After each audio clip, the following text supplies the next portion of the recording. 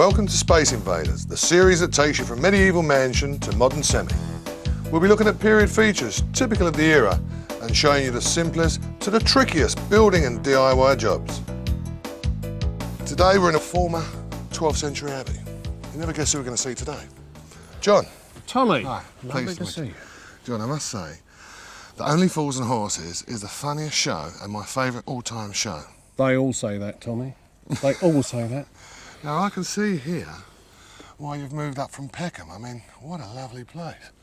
Yes, that's right. I'd lived in London for 35 years, so this came to a time in my life when I wanted to leave London because it changed so much. Always wanted to live in the country, grew up in the country. My wife grew up in the country too, and we found this place, and the key to it really was that we found that her ancestors had lived here. Your wife's ancestors? My wife's ancestors in 1542. They were the first people to live here after the dissolution of the monasteries. And the family lived here for over 200 years. So that's a big factor in us buying an enormous place like this.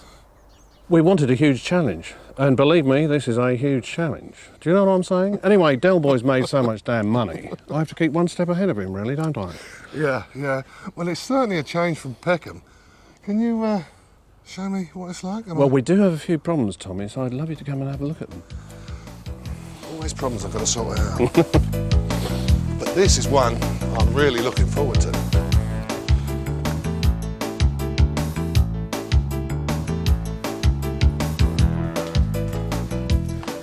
Tommy, let me introduce you to Stuart Priest, who's doing some plastering work for us. How are you doing? Hi there, Tommy. Tommy. You too. A few problems here then, Stuart. Yeah, what we've got here, John, is a typical Watland door panel.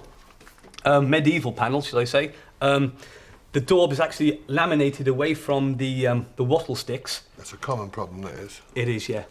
So what we intend doing now is actually mixing a traditional door bop, which consists of clay, cow dung, straw, and actually reapplying it as in the traditional way.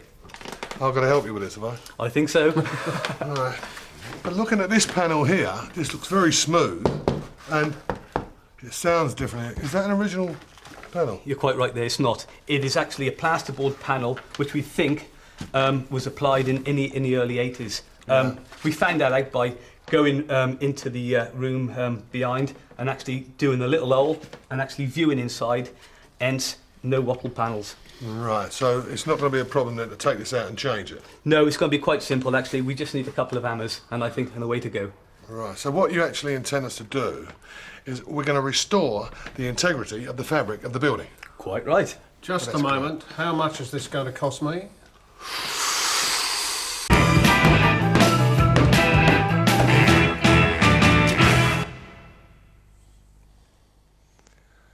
Wow, this is terrific.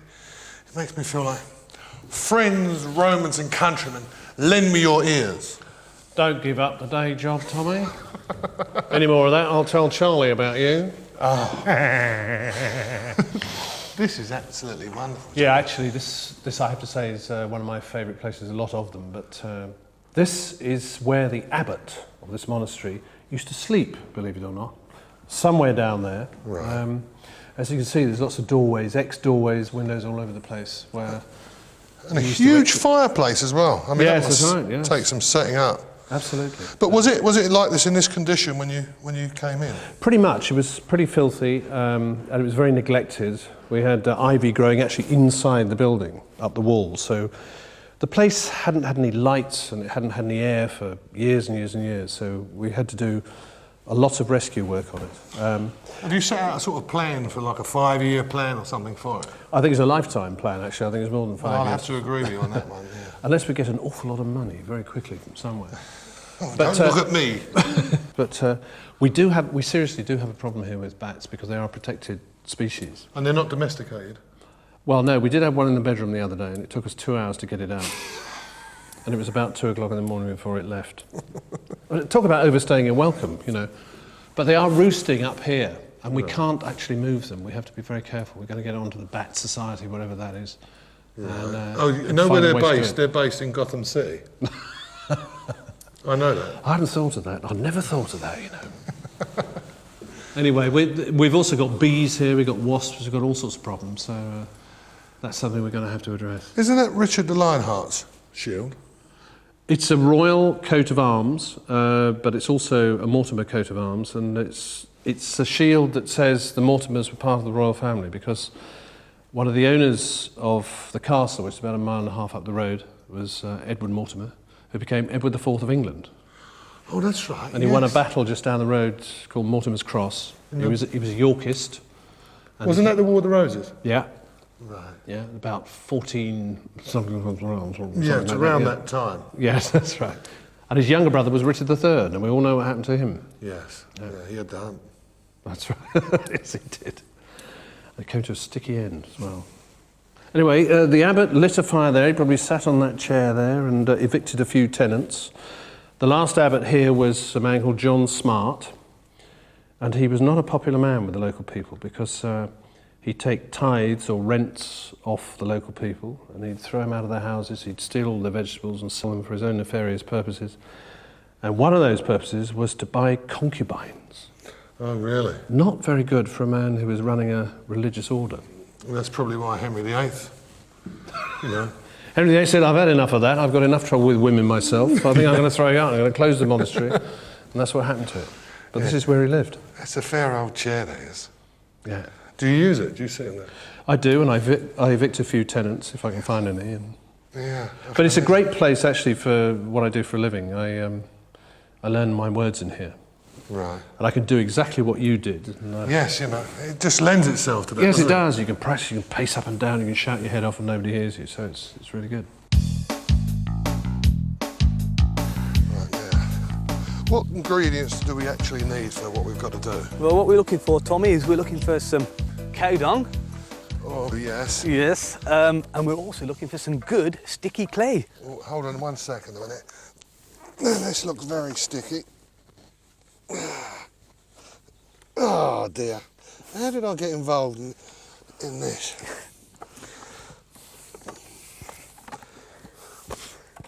Right, come on mate, let's get through.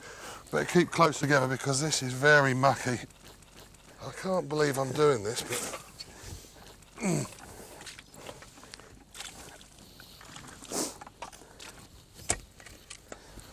Right, well, how deep you got to go with this soil? Well, what we've got to do, Tommy, we've got to take this topsoil off, right. Get down to about 12, 18 inches, yeah. And hopefully there's going to be some good sticky clay. Right. But, mate, your job is to go and get some cow dung, and pretty fast. We've got to get moving. Typical, isn't it? Typical. Excuse me.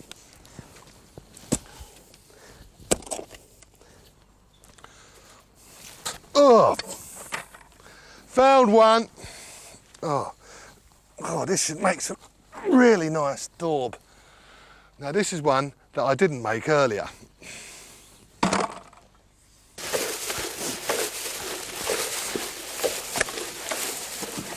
You never told me about this, Stuart. Well, you're doing a good job, Tommy. You're actually doing the job of a cow. Yeah, what, the paddling? Yeah. Right, well, But you're making a good job of it. What's the next bit? Well, we've got this. This is straw. This is a reinforcement agent. And this was traditionally added to act as a binder. Right. And we've also got goat hair. Right. And this is also a binder. Right. Come on, mate, you're doing well Anything there. else? Oh, yeah. We got your favourite. Oh. And this is going in as well. Ah, and the French get to do this with grapes. If you do this at home, there's one vital piece of equipment you mustn't be without.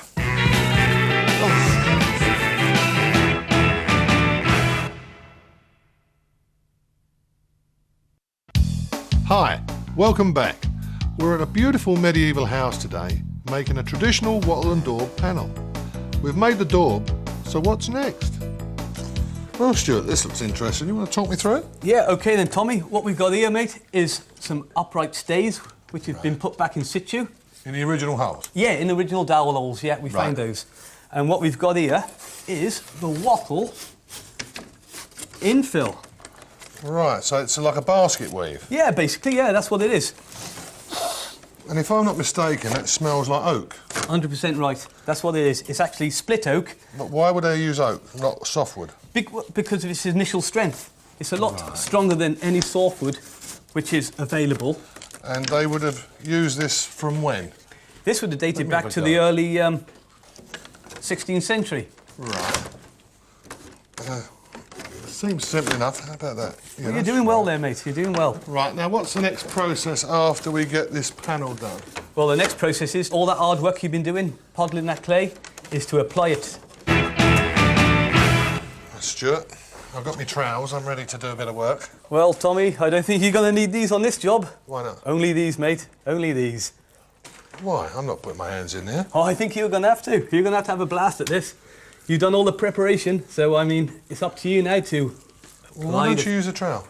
This stuff, the clay is so sticky that it's so hard to move around, and the best way of doing it is with the mitts. You mean to say that I've got to put my hand in that cow poo? I'm afraid so. This is not in my contract. Right, big dollop. Dig in deep. That's about right.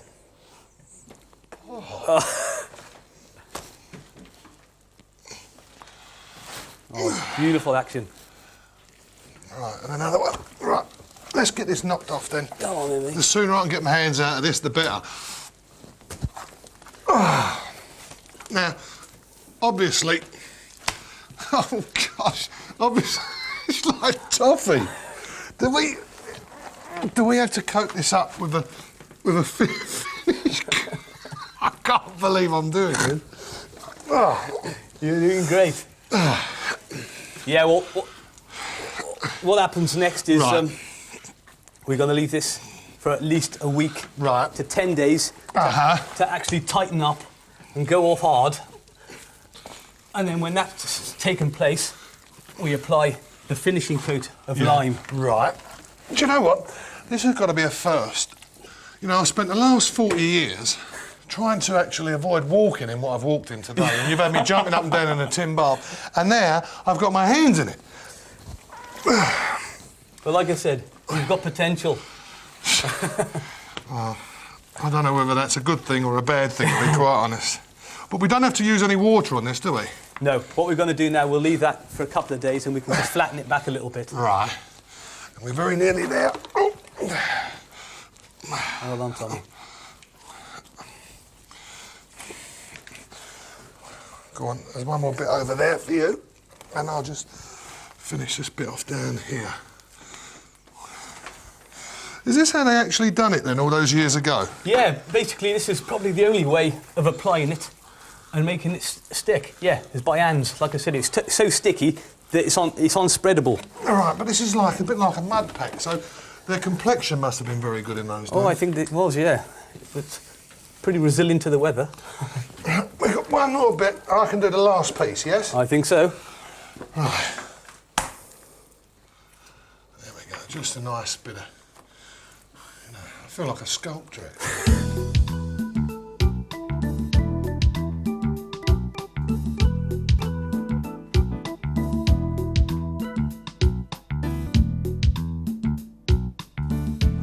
So is that the Grade 2 listed barn you were talking about, John, over there? That's right, that is 17th, 18th century. The roof isn't, of course. I can see that. Corrugated iron put on by English Heritage to stop the thing falling down. Is that part of your property? Unfortunately, no. It belongs to the farmer next door. I don't know about unfortunately. I think you've got enough to deal with in this house. I think we probably have, actually. How many yes. rooms have you got here? Well, it depends what you're using them for, but about 15, 16 rooms altogether. Do you use them all? We certainly walk about in them. We don't actually use them, sleep in them, live in them. I mean, this room we're standing in at the moment is rumoured to have been slept in by Charles I himself. The real man himself, Charles I. The man who lost his head, the man who was King of England. And That's an amazing story. he certainly did actually stay here. Whether it was in this room or not, we're not quite sure, but he certainly stayed here on his way from Cardiff up to Chester at the end of the Civil War. And sometimes I can sort of imagine how he must have reacted as he came, sweaty, off the saddle, saying, "Oh God, what are we going to do? We're not doing very well in the war. I mean, that man Cromwell, what's he think he's doing? His new model army, that's a bit unfair, isn't it? Prince Rupert's deserted me and gone back. I mean, oh my God," because not many people know Charles I actually came from Glasgow. Right, well, he obviously didn't come from Peckham, did he? Well, certainly not, no, that's right. Here's something interesting, look at that. That's brass. The man who came in to do the window said that is a brass frame window, and he's never seen it before. I've never seen it. It's not always going to be cast. I've seen copper incorporated, but not brass. Well, he said, I don't know. I mean, I put a bit of Duraglit on it, and was that advertising? Duraglit didn't seem to work too well, I have to say, so I've sort of stopped. But no, that's meant to be left. You don't want to shine up, because if you shine it up once, you'll have to shine up every day. You see. That's a point. So just leave it. You know, just tell people it's brass. Yeah. Okay. The size of that door. That is a big door, isn't it? Yeah. Big people. It's amazing. It's lovely. Look at that. What do you think about this then? Well, I've never seen anything like it, ever. I mean, I just noticed as we walked in, that timber is one complete piece from there right the way to here. So how long's that, do you think? It's about 45, 50 foot. Yeah, that's amazing, isn't it? And that's one tree. That's the join there. That's a splice, and then they piece this piece in. Yeah. This is there's actually only 2 of these in the country, you know. This is what's called a timber-rooted undercroft.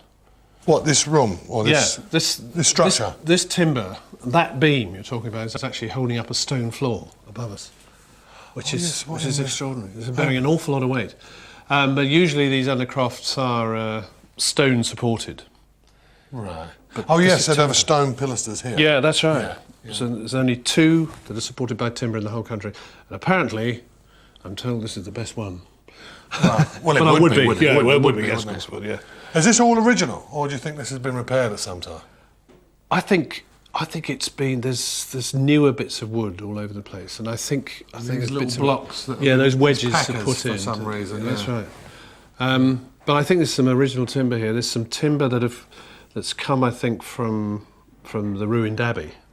The abbey fell to pieces, and you can see all over the place. You see That could account for the odd shapes in various parts of the house. That's right. You'll suddenly see a carved bit that seems to be the wrong way up. Yeah. It's because it's come off a roof and now it's sort of supporting something like that. And they've incorporated it into this building. Yeah. This is where the monks used to eat. Oh, that's the function of this room. The posh monks. So what do you use it for? I use it for eating as well, strangely enough, but I don't dress up as a monk. But no, I've always wanted to have a table like this. This table's 18 feet long. I've never seen a table. I've always wanted to sit at that end and slide the salt up and down, you know. And I did it the other night for the first time. Right then, Stuart, what's the next stage? Well, Tommy, the next stage is what we've got here. We've got an original door panel, which is in very good condition. Right. But the only problem we've had with this panel is that the finishing coat is actually laminated away from the background. Right, so what you're saying is all we've got to do now is put a skim on here and that's sorted. Well, we've got to put a finish on here. Well, what's the difference? Well, nothing really. Well, don't get picky, let's get on with it. What we got to do to make this up then? Well, what we've got to do, what we've got actually here is some quicklime. And Right. quicklime is limestone, which has been burnt in the kiln to take its moisture away. Right. So what we're going to do, we're going to add the quicklime to the water. By doing that, Right. we're going And to... I'll stir it, yes? Please. Right.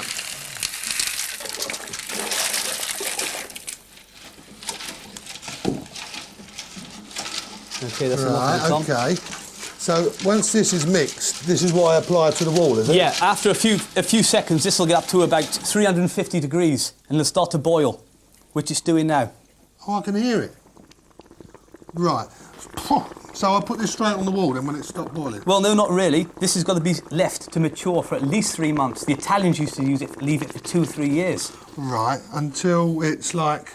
Until it's basically like this. This is a Right. good, mature lime putty. Right. So then I'll put that on the wall then? Oh, no, Tommy, we're not applying that. What we are applying is this. Oh yeah, and what's this then? This is lime putty, Yeah. silver sand and goat hair.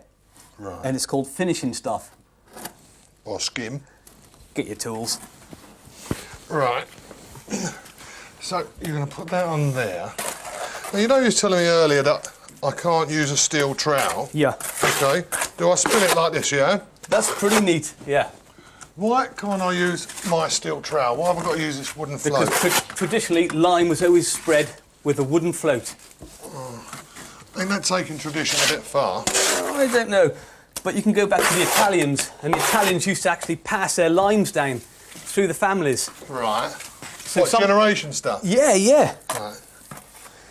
So some of the lime, by the time the pastor had come to use it, was matured so well, Yeah. it was like 50 or 60 years old. Right.